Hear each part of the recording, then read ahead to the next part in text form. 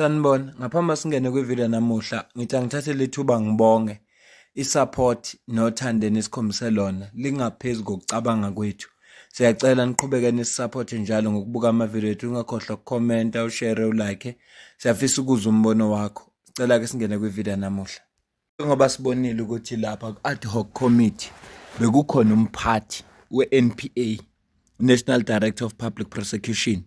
Bonke ama-prosecutor fola phansi kwakhe, uyena umphathi wabo bonke labantu. Kukhulunywa ngezinto ezibalulekile nezithinta i-prosecution, ngoba esikhathini esiningi sinokublame amaphoyisa thina njengamamemba omphakathi, kanti inkinga kuwona amaphoyisa kodwa i-prosecution. Njengokuthi umuntu abanjwe, amaphoyisa wenza umsebenzi wawuthi lo muntu ambambe, ayivule icase, ifika icase idliwe court. Lapha ama-case adliwa khona ngempela, futhi uma ukwazi ukucapture i-court, waba nama-prosecutor wakho, waba nabantu abazokwazi ukwenzela izinto zenzeke e-court, usuke uwinile. Usuke uwinile mntakababa uba noma yena edicidwa i-court, amaphoyisa mayeseqedile ukuvula icase, athatha yonke into ayihande over to i-court. So uma ukwazi ukubamba i-court usuke uwinile. Kunento ekhulunyiwe lapha ethinta udaba leSenzo Meyiwa case. Ngiyafisa ukuthi sike sikhulume ngayo namuhla. Ngiyazi ukuthi ke angiyena umuntu o-analyze udaba leSenzo Meyiwa case, kodwa namhlanje ngifisa silibheke. Umama lo uDarrell James we-Action SA uveza amanye amaphuzu futhi abalekile engicabanga ukuthi sizodlula kuwo. Kunale ndoda le enolwazi nje endabeni zama-case nokusebenza kwamaphoyisa, banokumbiza nakuma-media houses ahlukene ukuthi akazo let analysis yakhe. Uthabang, if I'm not mistaken. Kunento ayisho lapha ekhuluma no-Dr. Sizwe Mpofu SMWX. Ngicela uzwe la. In the NPA, the National Director of Public Prosecutions, we must be clear around the standard. Who do we want? And that's coming up in around Jan next year. Yes. We're going to get a new NDPP. Also, but the DPPs, because Directors of Public Prosecutions, because those are the people who decide. You can have a great single individual, but if people around them aren't helping, then it doesn't matter. Yes, but also in our courts, a lot of these cases get decided by the DPPs. Sure. Now, interesting. A DPP often, in cases like the murder cases, the serious cases, they have even the prosecutorial discretion to prosecute on its own often has to come from a DPP to say prosecute so and so and so. Yeah. Now, when you have a case, this thing of me loving this thing so much, you have a case, someone is neither a witness, is neither a suspect, is neither a perpetrator, but was part of the crime scene. We have a case which has 10 years. Someone was in a crime scene. They are neither a witness, they are neither a perpetrator. What's their role? Why then are they being protected so much? You see, but that's the level of the DPP. The DPP is the one who must say, if you say this person is a witness, fine, come out to the public to say, we regard Sizwe as a witness. You see, even if Sizwe might have pulled the trigger, but Sizwe is a witness, take the stance publicly. Don't hide Sizwe and you go to trial. In the pre-trial stage, you go to trial. You don't have Sizwe. We don't hear Sizwe is not a witness. Sizwe is not a perpetrator, but Sizwe was there. Man, that's unfair in the justice system. Then you go to... Where's iphuzu elibalekile la? Kubantu abalandela iSenzo Meyiwa case bayazi ukuthi kunolongwe ethwala bese kuba khona uKelly Khumalo. They were part of a crime scene, but they are neither a suspect, neither a witness to a state. So uyazibuza ukuthi uma esho kanje Thabang, irole yabo bekuyini? Cause bayingxenye abantu abangama eyewitness, bayingxenye abantu abebekhona. Yini irole yabo? Uzokhumbula ukuthi uthi uBrigadier Keninda washo ukuthi uKelly Khumalo is a person of interest ngoba according to theory yakhe, uKelly Khumalo uyingxenye abantu abathenga inkabi ngokusho kwakhe, ngoba bathola isithombe sinebhegi yemali efonini kaKelly, isithombe sikumsolwa number 3 I think uNcube. Kodwa uma seya ku DPP oyi Director of Public Prosecution wafike walibeka lolu daba eseyihlelile nokuthi bazombopha kanjani uKelly kodwa DPP azange approve lokho njengoba ngishilo eqaleni ngathi uma ukwazi ukucapture iDPP Director of Public Prosecution or icourt usukuwinile amaphoyisa ungawayeka azihlanyise abhlanganise ubufakazi obekugcineni kosuku azofuneka abuthathe bonke lobufakazi abuse ecourt angikucaphunela ukuthi weni lapha kwi-ad hoc mayelana nalolu daba. You failed the Senzo Meyiwa family. Your prosecutors have failed the Senzo Meyiwa families and many families, not necessarily him alone, but his case has been going on for many years, and people who were supposed to be, in their view, to be held accountable, they are untouchable.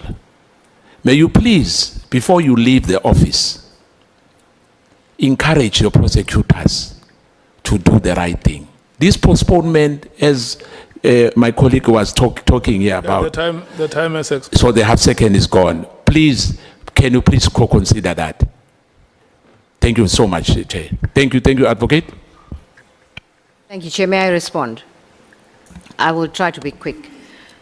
Chair, I will not sit here and accept the blame on the part of the prosecutors for the absolute disaster in the prosecution of the Senzo Meyiwa case. I can give details of the fact that there were two teams in the police that were investigating this matter. One reporting to the minister, one reporting to the National Commissioner. And these teams were at loggerheads with each other. If I recall correctly, I stand to be corrected, there may even have been dockets open by one team against the other. It was a total mess. There were requests by the teams for specific prosecutors from the Johannesburg office. There were allegations that against certain prosecutors.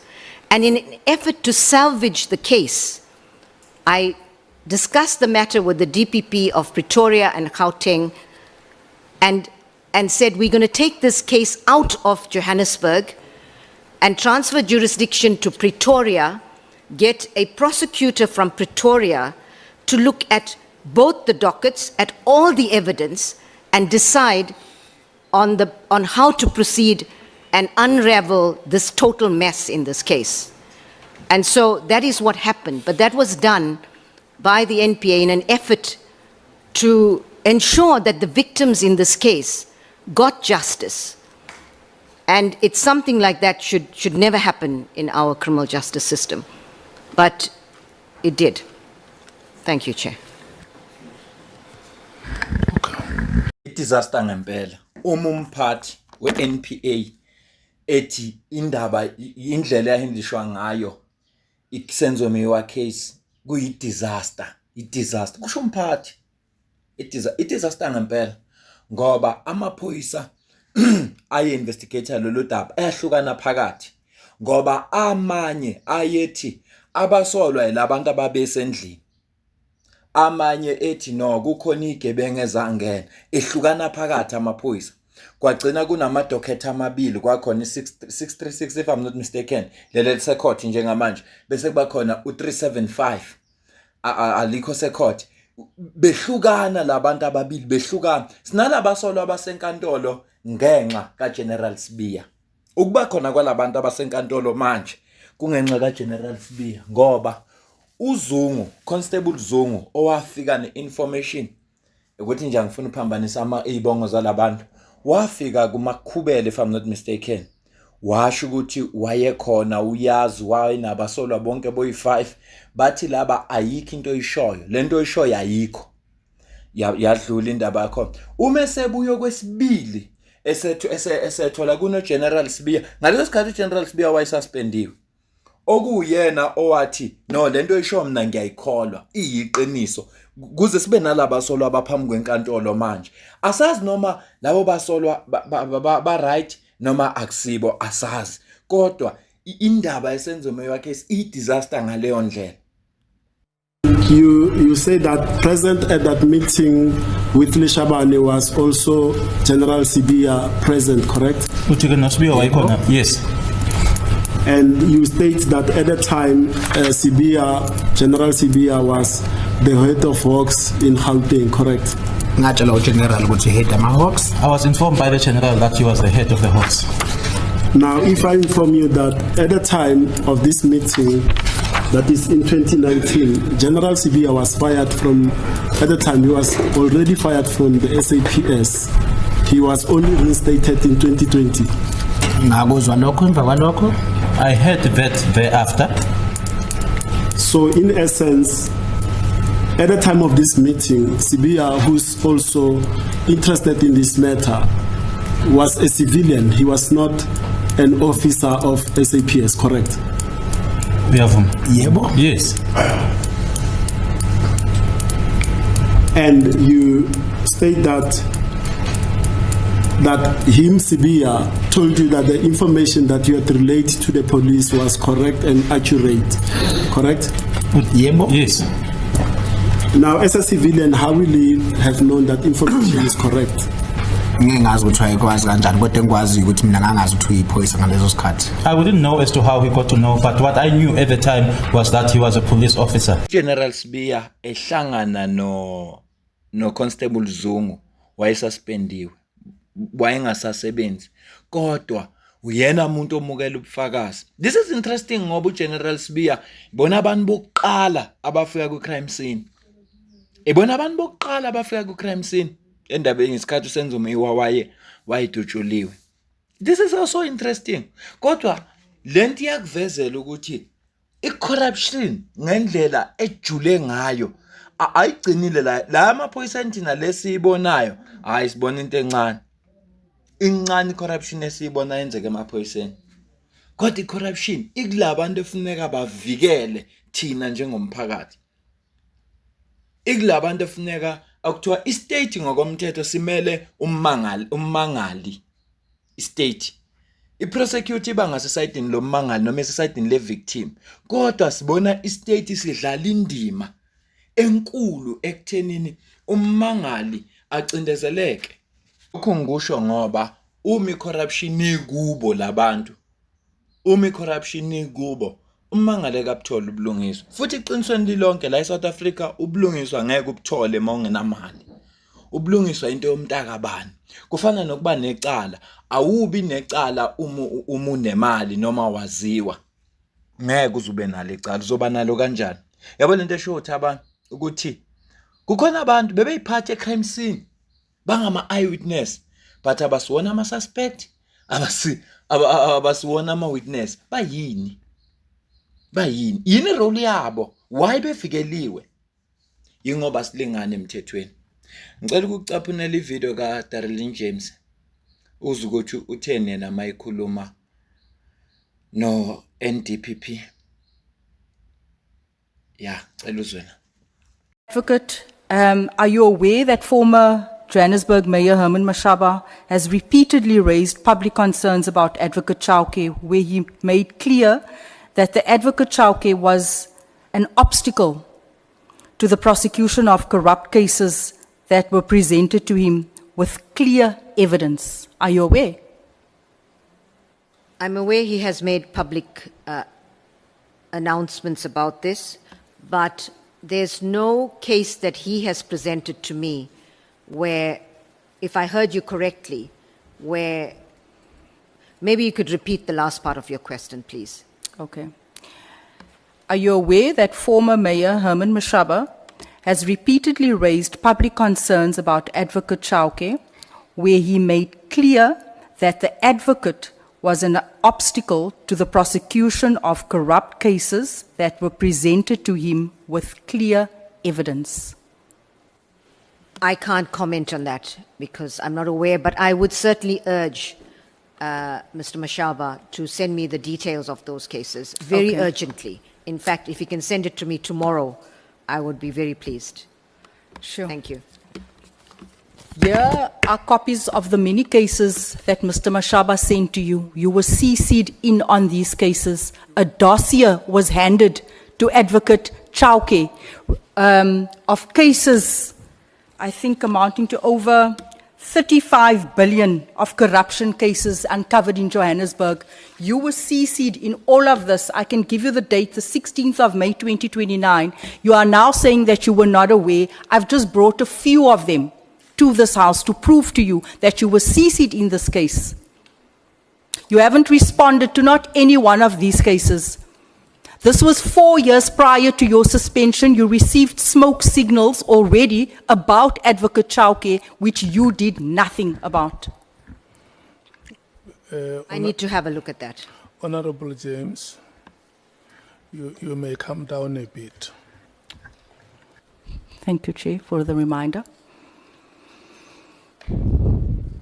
I put it, you said earlier on that it wasn't brought to your attention. You said confidently you know nothing about it. I'm saying to you, 4 years prior, the suspension of Andrew Chauke, there were smoke signals. It was sent to you with evidence, with serious cases within the city of Joburg, and you ignored all of these emails. Now that you prompt my memory, Okay. he did send emails. Washintsha uDludla, washintsha ngempela. Uthe akazi. Kodwa manje useyazi ubefuna ukuthi athunyelele ama-email ngakusasa ukuze ezokwazi ukulibheka lolu daba. Hawu manje useyazi. Washintsha uDludla. Ngizama ukukukhombisa ukuthi kubole kangakanani. Asiqhubeke naye. And we certainly don't ignore emails. But you just said you weren't aware. I need to follow up and to see what happened to those matters. I can tell you nothing happened. If I could please have those cases, They are in because your inbox, ma'am. we are, sometimes emails don't reach you, but in this case, I'm aware that he did send some communication, but I need to check to see what happened to that. Because you may rest assured, Honorable James, we don't want to cover up anything. And if anything, I would want to get to the bottom of allegations that any prosecutor, any DPP, is in fact not prosecuting where there's clear evidence of it.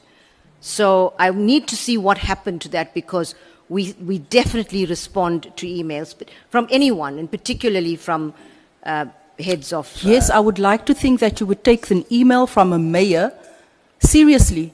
We do. You've ignored, you cannot say you do when I've got evidence and proof. Several emails, an entire dossier was handed to Advocate Chauke. He did absolutely nothing with it. It was highlighted to you that this person is corrupt. It was highlighted to you that this person is covering up for serious construction companies within the city of Joburg, Zimbabweans, with fake documents. It was brought to your attention, as well as Advocate Chauke, that is currently on suspension for over 2 years, that was allowed to continue covering up in the department. In fact, this has been going on for over 6 years, if you take into consideration when these red flags were highlighted to you. And you've done absolutely nothing. And then earlier on you said that if there's any concerns with regards to cases, I must bring it to your attention. Will you take it seriously when you are saying to us now that sometimes we miss things in our inbox? We always take these very seriously. And I want to say to you, I want to apologize to Mr. Mashaba that if he has not received a satisfactory response.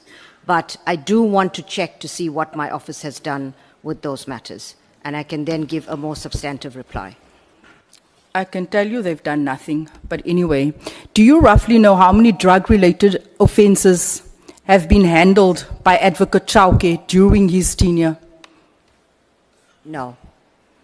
Uma bekwazi ukuziba imeya uyini ke wena? Uma umuntu oyimeya bekwazi ukuthi athumela ama complaint bangawa attend, uyini wena oyilunga nje lomphakathi? Canga ukuthi uyini wena ozo attend indaba yakho. Bese sithi inkinga ama drugs nobugebengu izophela eSouth Africa. Uma kusenje ngiyabuza ukuthi uma bekwazi ukignore imeya, not just omunye umuntu, imeya bekwazi ukuthi ithumele ama-email bangawanaki, uyini wena oyilunga lomphakathi? Siyalingana emehlweni emthetho? cela ukuzwa ngawe la ku comment section. Angiyibambe le video. Angiyibambe le video. Angiyena umuntu othanda uku-analyze ama case. Kuyangehlula. Kodwa ngiyathanda ukuthi sixoxe nje ngalama case. Ikakhulukazi lento engizwile thinta udaba leSenzo Meyiwa case nalolu daba lolo oluraiswa Honorable Darlene James ngoba lubaluleke lolu daba ngoba ama drugs abantu abangama drug dealers abanankinga noma ngababophisa abanayo inkinga ngoba bayazi ukuthi money talks faka imali uzobona njalo eSouth Africa abantu ijele labantu abangenamali ijele labantu abahluphekile akusilo akuba khona umuntu akabana angeke baze baboshwe enjalo nje impilo esiphilayo la eSouth Africa yethu ekhululekileyo impilo nje njalo ijele likhandelwe thina isingenamali bakhona umuntu akabana angeke baze baboshwe inkinga into ebhlungu leyo ngifisa futhi sibheke udaba leli olapha enkantolo luka Duduzile Zuma le interesting ke lelo daba lika Duduzile Zuma ngoba uPaulo Sullivan wazisholo yena mase sengikhuluma ngalo ngizokucaphunela ivideo yakhe lasho khona ukuthi yena uyena wakhuluma neprosecution ukuthi abamprosecute uDuduzile wasebenzisana nayo kanjani ngizoyichaza lo ndaba le interesting kakhulu udaba leli lenzeka lapha enkantolo sizolikhuluma nje mangathola ithuba ngiyafisa nalo silibheke ngibonile ukuthi sifocuse kakhulu ngapha kwi-commission naku ad hoc sangakhuluma ngalo mhlambe namuhla ngizothola ithuba sikhulume nje ngosekwenzekile kule insuku ezimbili mhlambe namhla usuku lwesithathu mangabe li-on trial yakho sizokhuluma ngalo sibheke ukuthi kuthiweni kwangathiweni kodwa nje iphathi yokuqala ethi nje uPaulo Sullivan uyena owatshela ama-prosecute ukuthi a-prosecute uDuduzile neqhaza libambile yena so leyo party nje iyodwa nje interesting ngempela ngoba funeka manje simqonde ukuthi uPaulo Sullivan uyini kahle esiphoyiseni umuntu owaziwayo ngoba uma kwenzeke into ethize ngiyakhumbula ngomhla ka6 abezindaba bamfonela bafuna ukuzwa umbono wakhe shuthi uyinto enkulu kunolwazi analo sizokhuluma ngalelo daba angiyibambe le video cela ukuzwa ukuphawula kwakho ungakhohlwa ucomment ushare ulike usubscribe ungasupporta ngokuba imember ungasupporta ngokusidonatela noma ngamalini khona account kwi-comment ephiniwe ngale kwalokho mina nawe asidibane kwi-video elandelayo ngiyabonga kakhulu